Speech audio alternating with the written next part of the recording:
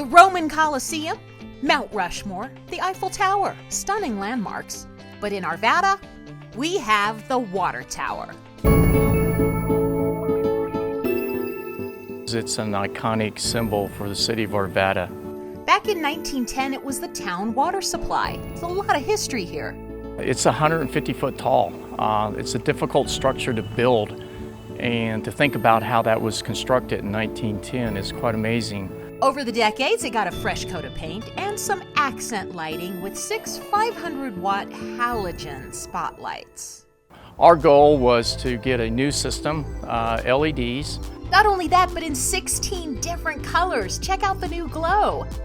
Something for every holiday and special event. The lights are designed to hit the tower, not the sky. Gorgeous. And each color has its own IP address, so it's all done on a computer. How cool is that? Take that, Stonehenge, San Francisco and Sydney. Our symbol of history and pride shines a spotlight on Arvada.